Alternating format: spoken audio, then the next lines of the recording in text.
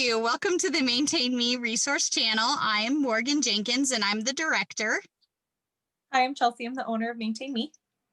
And today we are going to talk to you about probably one of the coolest features of our new consulting program is the fact that we can help people even out of state. So you don't have to live in Colorado to use our services, nor does the person who needs our services. They don't even need to live in Colorado. We had an amazing example, personal experience example just last week, and I'm going to throw it over to Chelsea to talk in a little more detail about that. Awesome. Yeah, definitely. So I think one of the reasons we started this company this program was to really focus on being able to help people wherever they are, whether that's here or there. So we just recently had a phone call come in where a family didn't even really know where to start, but was in need of some kind of direction. And so I'm going to tell you a little bit about what the scenario was, which I think a lot of us will agree sounds pretty familiar. And what we were able to do with this family, it's going to be an ongoing thing, but it was still extremely helpful just from call number one. So family called in. It was a daughter who was actually out of state from where the parents were living. And there is a daughter in state, but the daughter out of state was actually more involved with setting up care for this family. And dad was starting to quote unquote slip or be more forgetful, or, a lot of the terms that we see is, we were worried about his safety. He's just not himself. And so, but he lives with his spouse who is very independent and has been reporting back to family that she's been worried about keeping up with his care. So number one is that they were all really worried about this quote unquote slipping, right? Why is he being so forgetful? Why is he not remembering the things that we've talked about over and over again? And what do we do about that? He doesn't have a diagnosis. We heard about dementia and I think that's what it is, but I'm not sure how to even go from here or what to do. So one of the first things that we talked about was, getting that cognitive eval and how important it is to really understand where somebody is, because if you're trying to get help into the home, it's really important to understand if the person is able to make those decisions. So I asked them if they had a cognitive eval set up, and luckily they did. They had a neurology appointment. There are a lot of different people who could do these cognitive scores. So if they did not have that set up, we would have found something that worked, but they luckily did. So there was a couple of things that needed to happen prior to this neurology appointment, and some things that people don't want to talk about or don't even think about. And number one is making sure that their power of attorney paperwork is all set up, making sure that they know their roles in their father's life.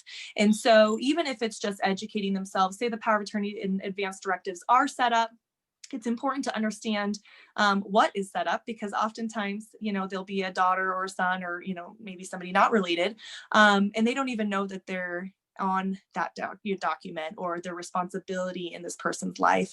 And so I think it's important to look at those things, review them, talk about it as a family. If changes need to be made and it's appropriate, this would be the time to do so. If, in these early stages, we hope that these things are set up prior to getting a neurology appointment, but also not in the space of being questionable, of course.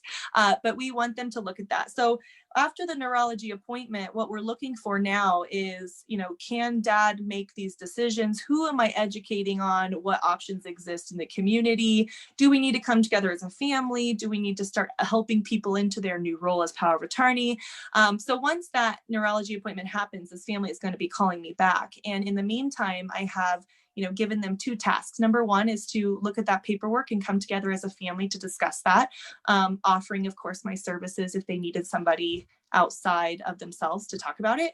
And then the second thing is we gave them a basic list or resource in their county in a different state to call to find out about basic transportation services, home care services, just to understand who those people are so that we can start talking about pricing and what's most important in prioritizing that care.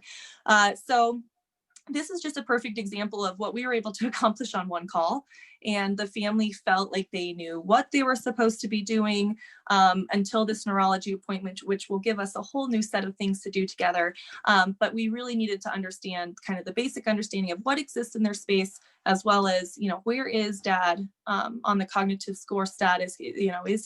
Does he have a dementia diagnosis? Should we be talking about those things with him or somebody else? So that's just a perfect example. This can go as far as, having family meetings. This might be a pretty dynamic situation where there's multiple people involved and some that are out of state. So we might have to have multiple family meetings together just to, find out if one person's making the decision, who's going to help carry it out. Or, if family's going to step into this role. In this specific situation, dad is very hesitant to care.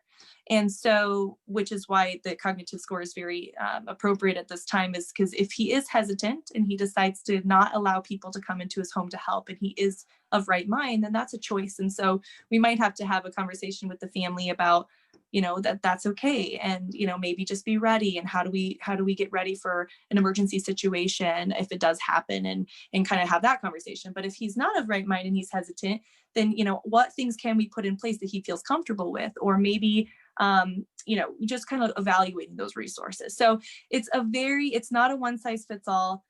We have a lot of knowledge within our company as a team. And so I think it's important for people to understand that, we can help them just set up what to do next and walk them through that process so that they have a clear mind and they're not having to deal with all of it at the same time. And that can easily be done with Zoom and phone calls, and it can really be a good platform to bring everybody together. Isn't that right? Yeah, I think she felt really relieved. I think she, even just telling her, hey, if anything changes between now and the neurologist appointment, we're here for you.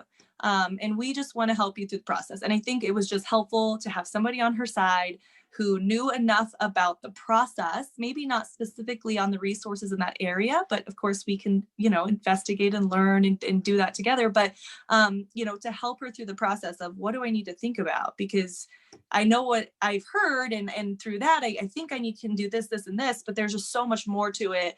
She would have never even looked at the power of attorney paperwork. And what if dad had a cognitive score that came back and he wasn't able to make decisions and those things weren't in place, or the person who was power of attorney didn't want that role or something crazy like that. So she would have never looked at those things. And because we were able to talk, she was like, okay, I know what I have to do this week. We'll talk next week. And it just breaks it down and makes things a lot easier in a space that can be highly complex. Yeah, manageable little steps. Well, that's awesome. What a great example. So there you have it. Maintain Me as a national program. We can help you no matter where you're at. Awesome. Thank you guys so much. Signing out.